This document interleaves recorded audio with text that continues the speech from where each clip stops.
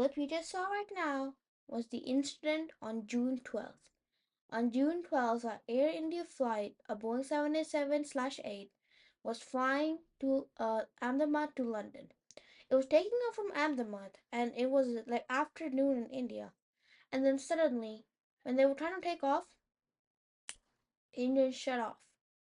The engine shut off. The plane barely could keep up. And once they finally got off the ground, they were falling back down. They couldn't do anything because the engines were shut off. They couldn't reignite it because I'm gonna tell you why. And then they was just slowly going down. The footage you saw right now, you could see its wings like it was totally in order, like it was under flight control. This is the mystery of AL171 that continues to go on for pretty much till 2026 June. So here's the I made a presentation about this because it would be just boring to. There's one little kid sat randomly speaking around. So let's put my mic here so you can understand me more. I made a presentation, and this might be one of the most biggest theories ever. Not to say I'm smart, okay? I'm not smart, but this might be one of those things where pilot error is not really the thing that you should be concentrating on. Let's go to the next slide. So exactly what we should know from the flight data recorder or the voice recorder, it showed the captain and the first officer were confused why the fuel switches were off. So we know now let's move bird strikes, engine issues. We know the issue is the fuel switch. You go everywhere. The pilot's last words are, "Why did you cut the fuel switch?" And the other one says, "I did not do so." So we know this is the problem. And now, like, how did that happen? Now let's go to the next look. So two things that make the fuel switch off. Number one is human or intentional action. The fuel control switches are like protected with guards, and then like if you just put the throttle down, it's pretty hard to cut the fuel switch. Because if you look back here, we can see um the um the fuel switches. If you put the throttle down, it's not going to be easily off. Your hand has to be like on the fuel switch to cut it off. This is the fuel switches, by the way. So we know that this could be non-human error, but intentional action. Just tell me why. Why would this pilot just want to die? So why does he want to die? He did. If he even did that, then it's really bad actually. So it's super like why would he want the plane to go down? Why would he want him to die?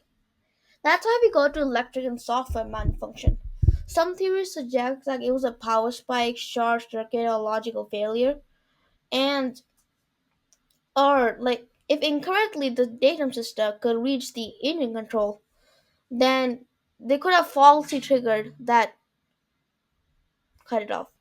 So Boeing and FAA have issued past advisory like about software interaction between controls units managing fault on way woes or automated logic. Now let me tell you about WOWO sensors. This is like a I'm making this up, okay? So actually I'm not gonna make this up, okay? This is a real situation I'm not been in, but I've heard of. My friend was on this exact same plane. A similar sensor issue happened with the 787 in 2019. So what happened was they were casually taxiing, okay? And then this false WOW sensor, a WOW sensor fault, which is also like uh it's like a sensor that tells them they're on the ground, they're not moving, they're like they turn the engines off. So when this plane was taxiing, the fuel the fuel was set to idle to cut off. Now, this wasn't a real serious issue. It just created a 2 hour more delay, which is a lot. And by the way, they were on an ANA flight, so ANA is a really like it relies on Boeing 787s.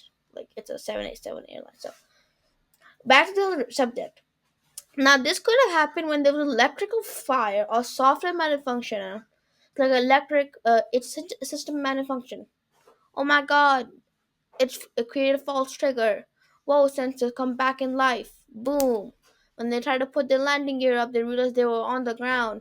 Engine shut off. Boom. Plane goes down. Boom, boom, boom. Just look at these possibilities.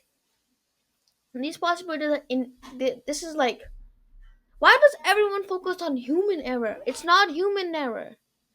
It's really rare to be human error.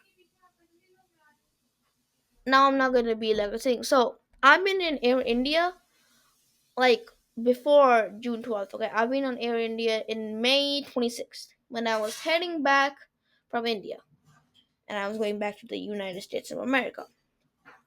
So I was taking an Air India flight to go to India, and then that's so when I boarded this flight, I realized this plane was old. It was 21 years old. Everything in my so I was in a 77 slash 300 ER. Everything was rigged.